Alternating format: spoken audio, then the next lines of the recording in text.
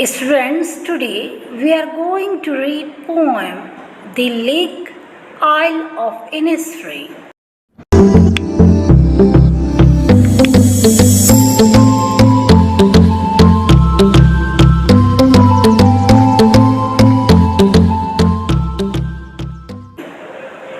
Now,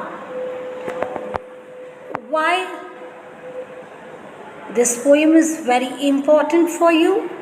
The Lake Isle of Innisfree is a poem by William Butler Yeats, an Irish poet and playwright. The poem describes the isle as a much longed for place of peace and natural beauty, a quiet place where the speaker poet feels most grounded.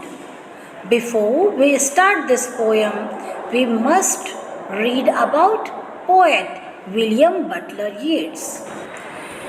Students, you all are looking the picture of William Butler Yeats. He was born 13th June 1865, died 28 January 1939, was an Irish poet and one of the foremost figures of 20th century literature. He was also a dramatist and prose writer. In December 1923, he was awarded the Nobel Prize in Literature for his always inspiring poetry, which is highly artistic and gives expression to the spirit of a whole nation. His important works are some of his important works: The Wild Swans and Cool, 1917 he has written, A Vision, 1925, The Tower, 1928, Words for Music and Other Poetries, 1932, Kathleen Nee, Julian, Esther at the Hawkswell. These all are in 1916. Now, here it is given, I will arise and go now and go to Innisfree, and a small cabin built there of clay and wattles made. 9 bean rows will I have there, a hive for the honeybee, and live alone in the bee loud clad. Now, explanation is the poem. Explanation is the poem starts with the poet saying that he will wake up and go to the island of Innisfree, and compares his life in the city to sleep.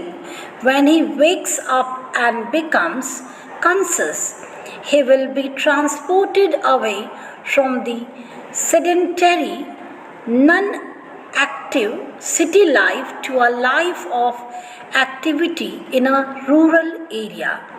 In particular, the poet mentions 2 activities that he would like to engage in: physical labor, building a cabin, and planting 9 rows of beans, and beekeeping. He wishes to live alone, where buzzing sound of the bees will fill the entire environment. In first stanza, there are some hard words like arise, stand up, Innisfree, an island in a lake, cabin, a small wooden shelter, clay means mud, wattles means material consisting of rods interlaced with twigs or branches used for building walls or fences. Bean rows means rows of bean plants. Bee loud means placing, having the loud sound of bee buzzing. Glad, open space in a forest. Now we have to come to the second stanza.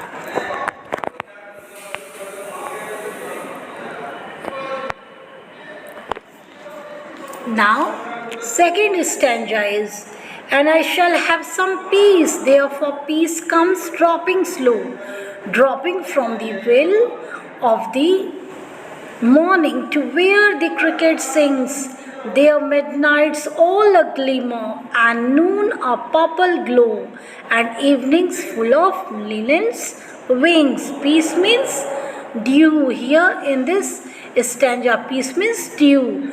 Dropping slow means dropping slowly. Veil means misty atmosphere in morning. The cloth by which woman covered his face. Cricket, an insect, all a glimmer shining. Purple glow means the light of afternoon.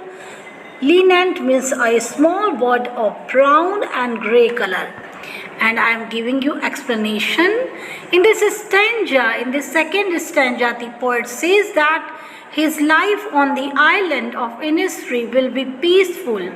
He especially connects peacefulness with the early morning. Peace will come to him readily as morning comes, and he wakes up to the sound of crickets chirping.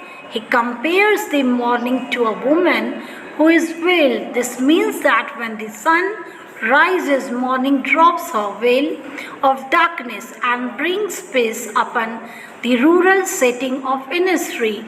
The poet also likes midnight with the stars shining brightly in the sky. He also likes noon as well as evening, which is full of the sound of the linnet birds' melodious song. Now, stanza 3. I will arise and go now for always night and day. I hear the lake water lapping with low sounds by the shore, while I stand on the roadway or on the pavements grey. I hear it in the deep heart's core. Word meanings: lapping. Lapping means sound of water. Striking the shore. Low means soft. Roadway means road in the town. Pavement means grey, dull and drab paths. Deep heart's core, deep in my heart. Now I am giving you explanation.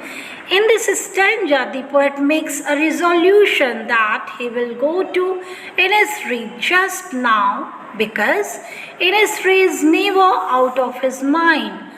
Throughout the day and the night, he can only hear one sound in his mind, that of the water reaching the shore of the island of Innisfree at a calm place and creating a soft lapping sound. He hears this sound deep within his own heart as he goes about his life in the urban setting of roadways and pavement. This urban setting contains none of the colors that make Innisfree beautiful.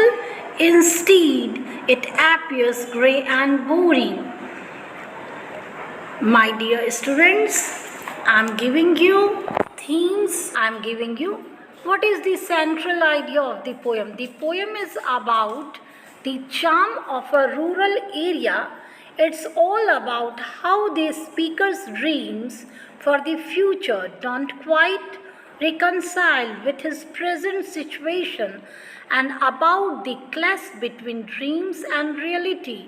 The poet dreams of escaping the busy and crowded streets of London to a small island in a lake, of which he had fond childhood memories.